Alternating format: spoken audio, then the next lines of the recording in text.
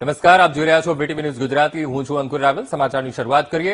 વડોદરા જિલ્લાના ડભોઈ તાલુકાના ભીલાપુર ગામે ભાજપના બે જૂથો વચ્ચે જૂની અદાવત અને સોશિયલ મીડિયા પર કોમેન્ટ કરવાના મામલે હિંસક અથડામણ સર્જાઈ. આ સમગ્ર ઘટના સંદર્ભે વડોદરા જિલ્લા ભાજપ પ્રમુખ ડોક્ટર બીજે બ્રહ્મભટ્ટે અધિકૃત નિવેદન આપી પાર્ટીનું વલણ સ્પષ્ટ કર્યું છે. જિલ્લા ભાજપ પ્રમુખ બીજે બ્રહ્મભટ્ટના જણાવ્યા અનુસાર સસ્તા અનાજના દુકાનદાર અને અન્ય એક કાર્યકર વચ્ચે ધંધાકીય બાબતે શાબ્દિક બોલાચાલી થયા બાદ સોશિયલ મીડિયા પોસ્ટ પર કોમેન્ટ કરવાના પ્રશ્ને તકરાર થઈ હતી, જે બાદમાં મારામારીમાં પરિણમી. આ ઘટના સંદર્ભે પોલીસે ભાજપના 13 જેટલા લોકો સામે રાયોટિંગનો ગુનો દાખલ કર્યો છે. ભીલાપુર મારામારી કેસ અંગે પ્રદેશ ભાજપે ગંભીરતા દાખવીને સમગ્ર બનાવનો રિપોર્ટ પણ માંગ્યો છે. જિલ્લા પ્રમુખે સ્પષ્ટ કર્યું હતું કે બંને જૂથના ભાજપના હોદ્દેદારો કે કાર્યકરો શિસ્ત ભંગ બદલ દોષિત જણાશે તો તેમની સામે પણ કડક શિક્ષાત્મક પગલાં ભરવામાં આવશે. હાલ પોલીસે ગુનો નોંધીને તપાસ હાથ ધરી છે અને કાયદાકીય તપાસમાં દોષિત ઠરનારા તમામે તમામ સામે કડક કાર્યવાહી કરવામાં આવશે.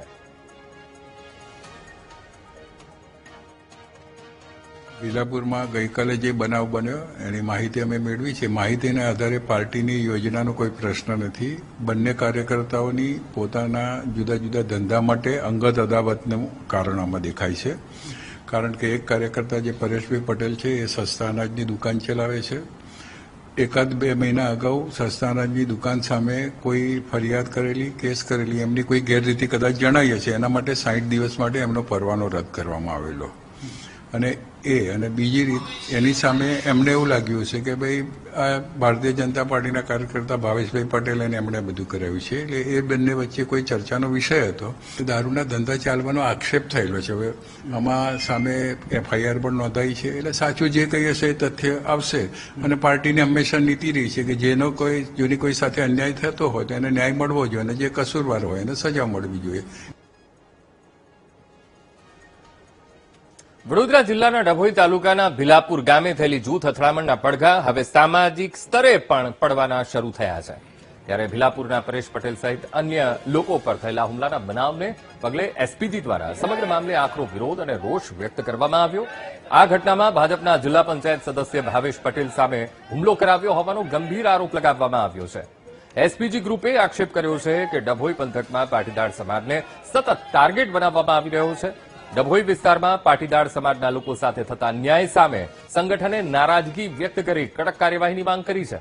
આ ઘટનાના વિરોધ બાદ ભીલાપુર સહિત સમગ્ર ડભોઈ પંથકના સામાજિક અને રાજકીય વર્તુળોમાં ભારે ગરમાવો અને તણાવ વ્યાપી ગયો છે. ઘટના બની ડભોઈ તાલુકામાં એ અમારી માટે નવાઈની વાત નથી. જે પાટીદારો ઉપર અન્યાય થઈ રહ્યો છે, આજે એક જ તાલુકો એવો છે ડભોઈ તાલુકો, જેની અંદર છેલ્લા 5-7 વર્ષથી જોઈ રહ્યા છે ગામે ગામ પાટીદારો પર હુમલો થઈ રહ્યો છે. તો સત્તાના લોકો ક્યાં ગયા?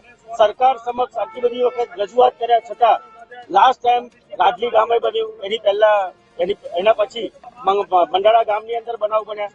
કમ્પ્લેન કરવા જઈએ છે અન્ય સમાજના લોકો ત્યારે એટ્રોસિટીથી ફસાવે છે અમને.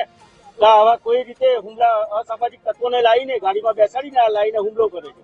ગઈકાલે ડભોઈ તાલુકાના ભીલાપુર ગામ ખાતે પરેશભાઈ પટેલ જેઓ કાલે બેઠા હતા અને પાછળથી આવીને હુમલાખોરોએ જે હુમલો કર્યો એને લઈને પાટીદાર સમાજ સંગઠન મધ્ય ગુજરાત આ વાતને વખોડી અને આજે પરેશ પટેલ જેઓને નવરંગ હોસ્પિટલમાં એડમિટ કર્યા છે એમની મુલાકાતે આવ્યા છે અને બધા આ વાતને લઈ ભેગા થઈ અને ઉપર સુધી આની રજૂઆત કરવાના છે.